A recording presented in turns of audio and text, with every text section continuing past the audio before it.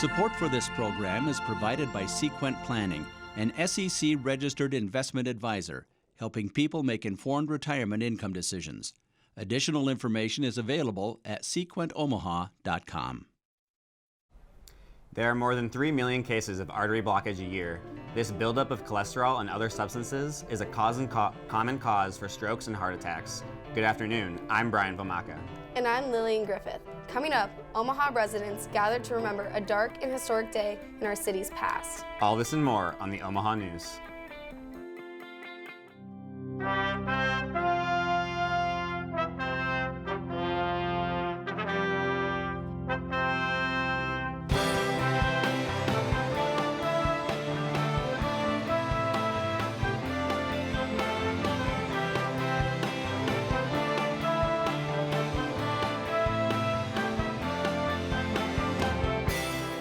From the studios of UNO Television, this is the Omaha News, presented by UNO School of Communication.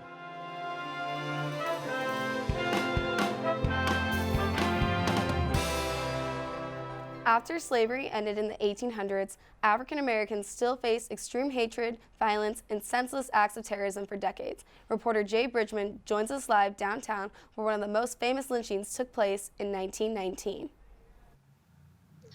Lest we forget, those are the 3 words engraved on William Brown's tombstone. A gathering at the Douglas County Courthouse took Omaha back 100 years to a dark chapter in the city's past. How sweet. The hymn of Amazing Grace rang over dozens as the community gathered outside of the Douglas County Courthouse to honor the life and death of Will Brown on Saturday, September 28th. A dark chapter of American history left its stain on Omaha 100 years ago. Will Brown, a black man from Omaha, was falsely accused of the rape and robbery of a white woman. An angry mob of thousands of white men shot Brown dead in front of the Douglas County Courthouse. He was then lynched, dragged through the streets of downtown Omaha, and set on fire. Omaha leaders who spoke at the event participated in a transferring of soil ceremony as soil from the courthouse was transferred into jars. The jars will be displayed at the courthouse as well as other exhibits across the country to carry on Will Brown's legacy. Department Chair of Black Studies at UNO, Dr. Cynthia Robinson, urges the community to teach the ugly truth about Omaha's history.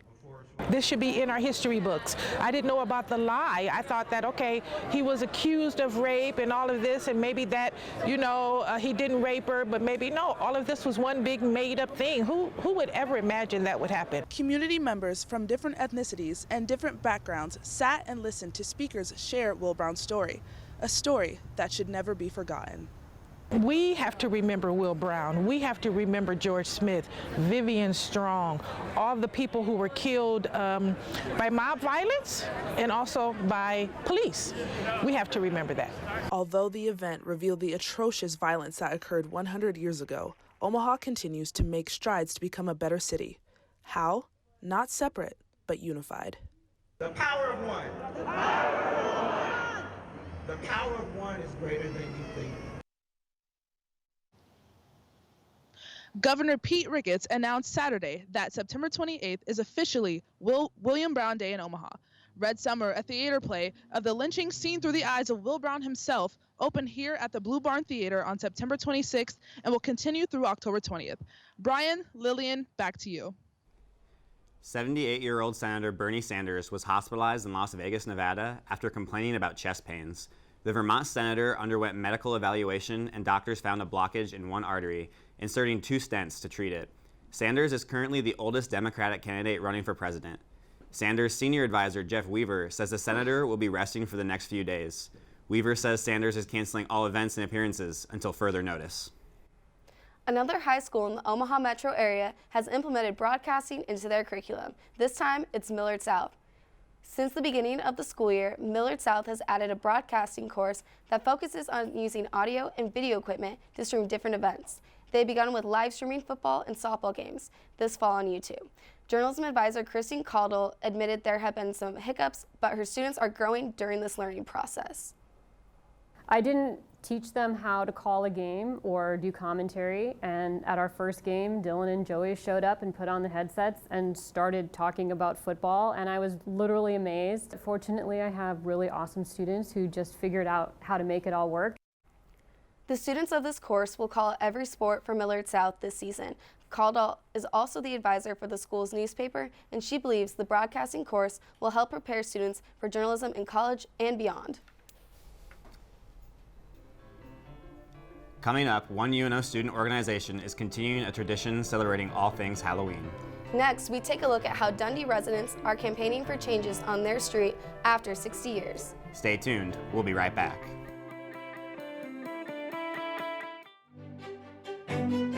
Your MAV card is your ticket. Don't lose it. Ticket? Ticket to what? It's your ticket to tremendous entertainment. Like the UNO Art Gallery. They host amazing art shows, lectures, and the Writers' Workshop reading series.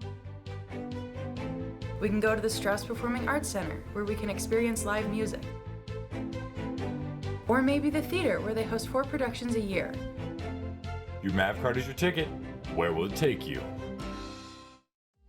The University of Nebraska Omaha has 14 club sports offered year-round. UNO Ultimate is one of those teams that practices twice a week. Each team travels around the country competing against other colleges. Club sports are a great way for students to compete at a collegiate level.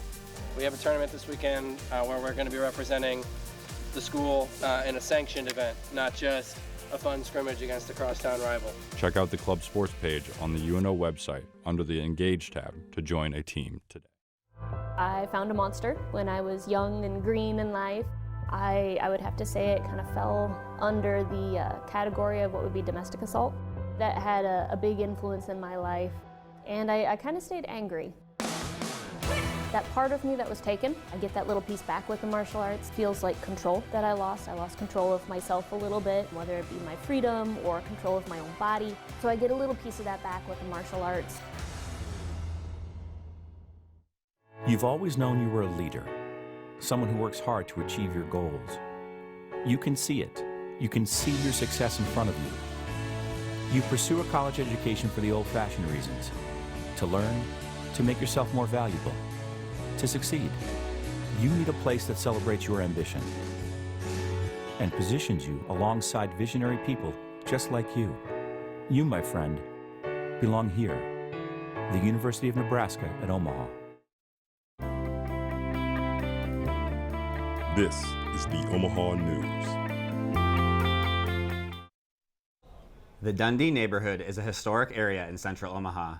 Right now, residents are fighting for change that is long overdue. Residents of the Dundee neighborhood are campaigning to fix Farnham Street, which runs through a residential area and has complicated rules that lead to a number of accidents. There are 12 to 18 crashes a year on Farnham Street between 46 and Happy Hollow. And my answer would be, does your neighborhood have 12 to 18 crashes a year? Does your neighborhood street, would it be acceptable? And the answer is no. It wouldn't be acceptable in any neighborhood. Street signs like the one behind me indicate that Farnham Street is a one-way street from 7 to 9 a.m. and 4 to 6 p.m. Monday through Friday. All other times of the day, it is a two-way street. This has caused confusion among drivers and complaints among the neighborhood. We base our argument that it's inappropriate for the times. 20% of the drivers are driving distracted. The reversible lanes causes confusion. It doesn't add much capacity to the street. In recent weeks, several hundred signs with the simple message, "Fix Farnham," two-way, all day, every day, have gone up around the neighborhood, and more are currently being made. Farnham Street has been like this since 1957. Several residents leading the campaign have met with Mayor Stothert and stressed that the time for change is now. They see hope on the horizon. We are optimistic with the mayor's assistance that this will be turned around and we will have this situation resolved. The current situation on Farnham Street is not only dangerous for drivers, but for students walking to school as well. Working with dangerous equipment is part of everyday life for a farmer. Accidents happen all the time, so farmers have many safety precautions in place, but that doesn't mean all safety measures are accident-proof. According to the National Safety Council, working in agriculture is considered the most hazardous business in the nation. Grain bin accidents are one of the most common disasters on farms, especially during harvest season. So far in Nebraska, there have been 2 bin deaths, and it's only the start of harvest season. Iowa farmer David Wohler says he understands the dangers. I want to make sure there's been no grain taken out of it, and make sure it's not like caked up and ready to cave on you or something. Just, I don't know, just seems like now if you have trouble with that, you can get a vacuolator or something, and get it taken care of. A vacuolator is a grain vacuum used to help the flow of grain. It is one of the many safety tools Wohlers uses to keep himself safe while working in bins. Wohlers also warns people to never go in a grain bin alone. According to Purdue University, Iowa has the highest amount of grain bin deaths per year, with Nebraska falling closely behind. October is here and Halloween is around the corner. Reporter Ben Helwig is live at our news table to take a look at one student group's growing holiday tradition. Halloween has become one of the most popular holidays for people of all ages, including college students. One group at UNO has taken their unique take on the holiday that grows more popular every year. The spooks and sweets of Halloween have captured the attention of people for years. For one group at UNO, each October they channel that fascination into telling stirring stories in an event called Haunted Heartland. Each October, a group of Omaha radio students put together an entire program centered around the many Halloween-themed happenings around Omaha and beyond. Brady Nogard, a UNO student who helped with last year's Haunted Heartland, enjoyed the team aspect of making the show possible. I mean, honestly, it was a really good experience. It was kind of all a big group effort. Even though we all did our individual projects, it all came together at the end. 2019 is the 7th rendition of Haunted Heartland, and while the program has received awards at the local, regional, and national level, there is a belief that the best is yet to come. Megan Reeder, a former UNO student, worked on the very first Haunted Heartland. She maintains that the event seems to get better and better each year. So the stories are more creative, the production's more creative, it's smoother, I mean, all of that. So I think it's progressed into something that I don't think we realized. Reeder, who now works at Z92 in Omaha, loves the creative freedom that Haunted Heartland offers its students. You're kind of under that umbrella of still being a kid, even though you're technically, when you're in college, you're the age of an adult, but you still have that kind of allure of the Halloween season that I think still kind of has a little bit of innocence to it. Haunted Heartland started in 2013 as a homework assignment. Since then, it has become a staple of MAV Radio programming. Listeners can tune in October 30th, starting at 6 p.m. at mavradio.fm. Coming up, we head over to our sports team to check out the UNO marching band. Next, the men's basketball court has a returning leader making the most of his recovery. All this and more on the Omaha News.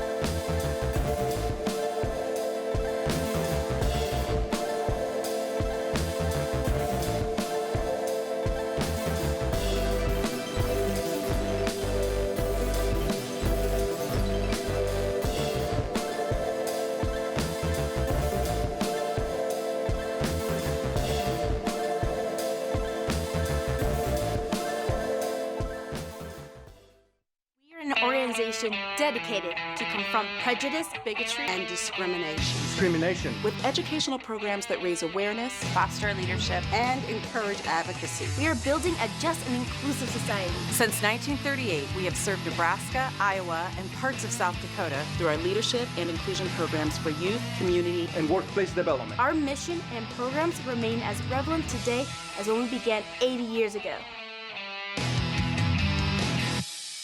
Being an apostolic oblate is really who I was made to be. As I started thinking about the possibility of a vocation in consecrated life, it was kind of repulsive to me, but kind of made a deal with God. And I just said, if you want me to follow you, then you have to show me that your plan is beautiful and full of love and adventure and joy, because I want that in my life. So it's worth the risk.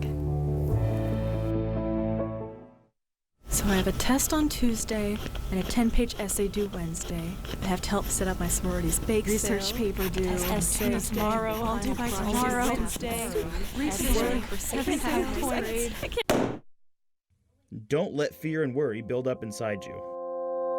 Visit the Counseling and Psychological Services office here on the UNO campus.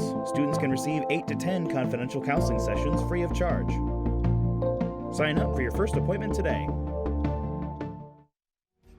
As a student, it's good to know you have support wherever you go. To have a simple and direct way of seeing that next assignment. To have an easy way of knowing where you're headed to next. Or just how quickly you're going to get there. The UN Omaha app is everything a student needs, just a tap away. Download it today on the App Store or Google Play.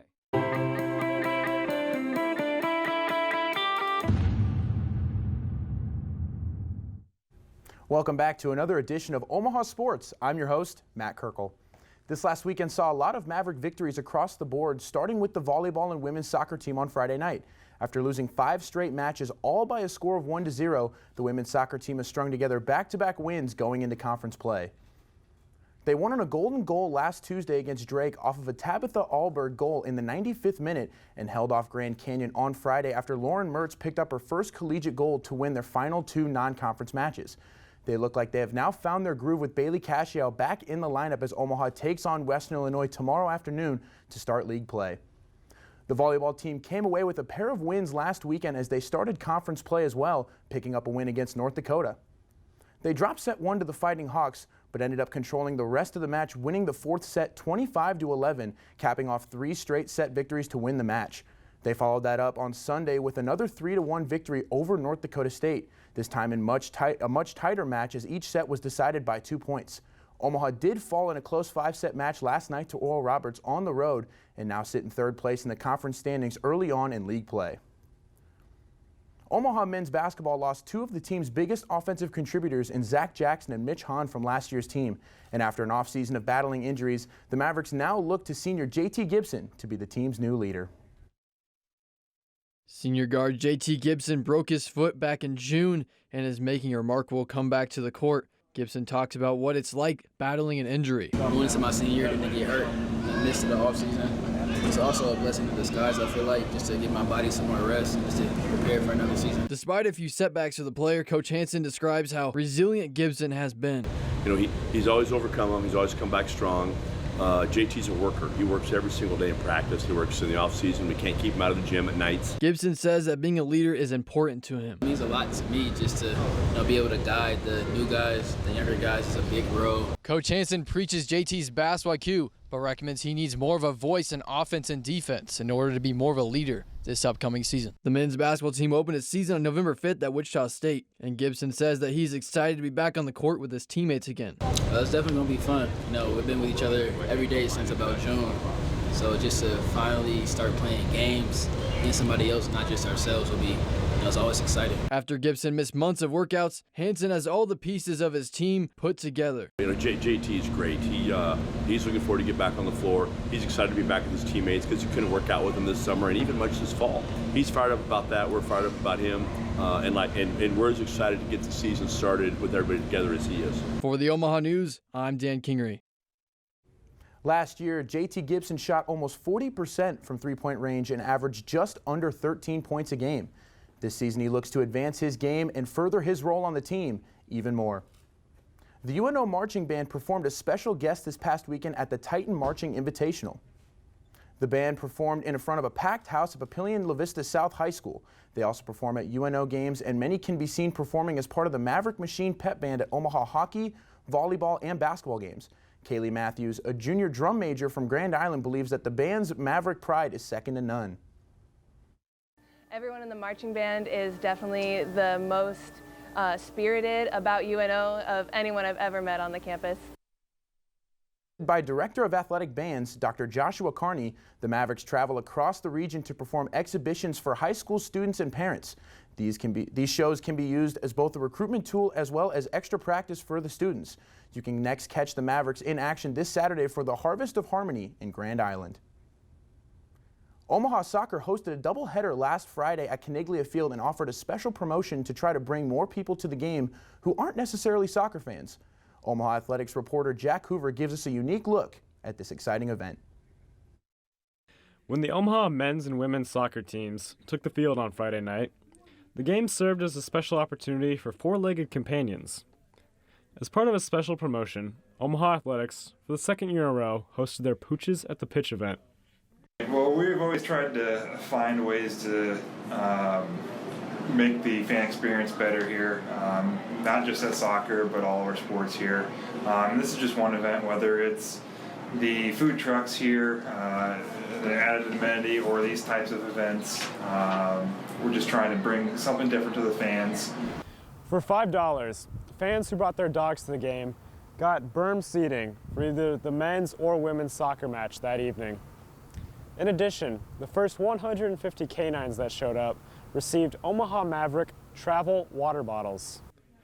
So for fans of the Omaha Mavericks, this event provided a chance for them to bring together two of their favorite things. I usually come to the soccer games, and I also love dogs. It's just a great opportunity to do both. While the games on the field may have been stressful, the pooches off the pitch helped take the edge off. Everybody enjoys being around a dog. I mean, like I said, the fans love it when they get to bring their dogs out. Our staff loves it when we get to host this type of event. So whether you want to call it therapy or just enjoyable event, it's something that we're going to continue. For the Omaha News, I'm Jack Hoover. On the pitch, the women's soccer team picked up a 1-0 victory, followed by the men's soccer team losing 2-1 in overtime to Cal State Northridge. As for the dogs, some people said it was tough to keep them in check at times. Maybe next year they need to bring a referee to the game. That's all we have for Maverick Athletics this week. Brian, Lillian, back to you. Thanks, Matt. Coming up, UNO hosted an after-dark event to let runners show their glow. Next, we look at what opportunities International Week for the Deaf gives to sign language speakers in the community. Stay tuned. We'll be right back. When a child is fighting cancer, the Love Your Melon UNO campus crew is there. We believe in a simple positive impact by visiting these children and doing volunteer work around the community. Being able to work with people, do volunteering, and helping those that really need it is a really big draw for me. Please visit our social media or loveyourmelon.com for more information. You know, when you go to a theater production, you only see the finished product. You're not seeing all the long nights, the rehearsals, the laughs, some of that fun that happens behind the scenes. My favorite part about that process is getting to know the character. As an actor, when I get to that finished performance, if I can hold a mirror up to the audience and they can see my character as someone relatable, then I know I've done my job. My name is Jared Chernoshek, and this is my story. Coming up in 5, 4, 3, 2, 1, faded grass to a full.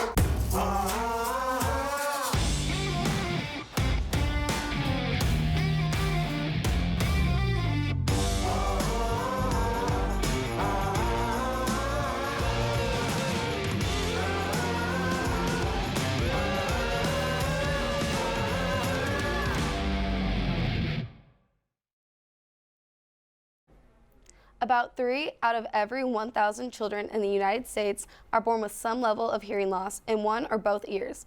A local organization has been raising their voices and hands to bring attention to International Week for the Deaf. According to the National Association of the Deaf, Deaf Awareness Week was established to encourage social inclusion and awareness of the organizations supporting deaf people in their communities. President at Allies for Sign Language, Colton Schnack, says there are many worldwide and nationwide local events and activities during Deaf Awareness Week. The Nebraska Commission for the Deaf and Hard of Hearing hosts an event at the zoo, and they invite local interpreters and the deaf and hard of hearing community to come and enjoy a presentation in sign language with interpreting services, and then have people interact with one another. Schnack believes these activities can be helpful for deaf people because they don't have as much inclusiveness. He currently finds his passion in hosting ASL events around the city as often as possible to increase ASL awareness in the community. Citizens in North Omaha are seeing improvements in their streets after years of driving on unfixed roads. However, there are local concerns about their conditions during weather changes. Reporter Elle Love provides a perspective from a retired City Works street repair operator. North Omaha citizens believe it has been over 40 years since the city of Omaha has addressed issues relating to potholes and other broken areas in their streets. Donovan Brunt, retired City Works street repair operator, argues how temporary patchwork doesn't solve the issue of broken streets. One, one piece put in all at one time is far better than just cutting a chunk here, cutting a chunk there, because it leaves room for water. And once water gets in, of course, with Nebraska, you get cold weather. Well, when the cold weather kicks, it causes that ice. And when the ice forms, it causes the patch to pop back out of that spot. Brent said that the main priority of City Works is to find the most damaged streets to repair. Yet, if there's a grant in place, they hold off on the street and repair the entire area that the grant is funded towards. Brent argues the biggest problem with the potholes and broken streets of North Omaha is residents not reporting their concerns to the City of Omaha enough to fix these issues. And that's another big thing in North Omaha is they won't complain. They won't call and say, oh, there's a pothole right in my street. Oh, I'll leave it for the next person. And that person's thinking the same thing, I'll leave it for the next person, so it never gets reported. For the Omaha News, I'm Elle Love. If you have a concern regarding road condition, contact City of Omaha Public Works at 402-444-4919 or visit their website. The 5th annual Glowing O 5K run was held over the weekend at UNO, giving students a chance to take a break from the books and get active.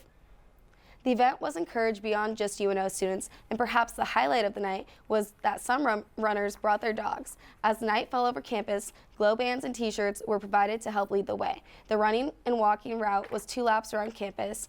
This gathering allowed graduate students at the Wellness Center to connect with the UNO community. So what we want to do with the Glowing O is really provide a cheap, fun event at night on a Friday night. So it's, inclusive, fun, and gets everybody involved on a Friday night if they don't have any plans. It's healthy. It's less competition based and more just a fun run. All funds raised went to campus recreation. Over 100 runners participated, giving what officials say is steady growth over the last 5 years. That's all we have for today. Be sure to come back next week for more exciting stories in your community. Follow us on Twitter, Facebook, at UNO, the Omaha News, or find our website for even more news and stories at unomahanews.com. From all of us here at UNO Television, thanks for watching. We'll see you next time.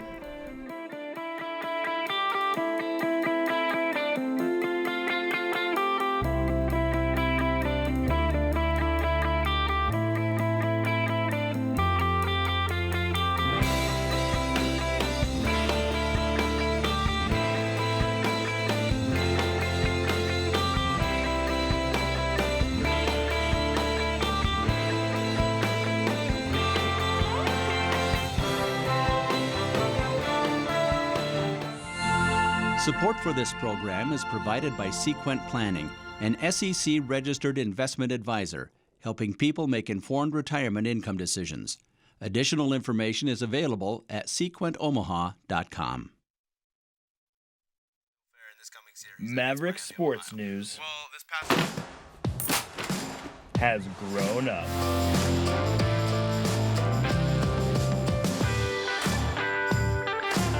Mav Radio's First Warning is streaming live to show you the best and worst of the sports world.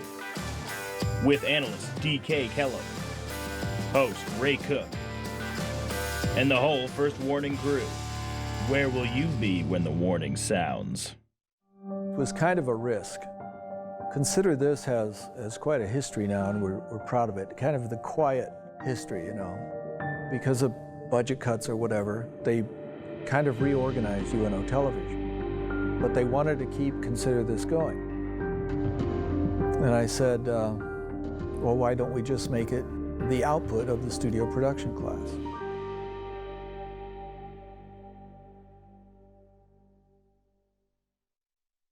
Social media can be fun, but it can also be a powerful tool. At the UNO Social Media Lab, we work together to advance our understanding of social media and technology on the UNO campus and beyond with research application services such as real-time social media tracking, social media listening, and assistance on how to work with first-party social media tools such as Twitter and Instagram analytics.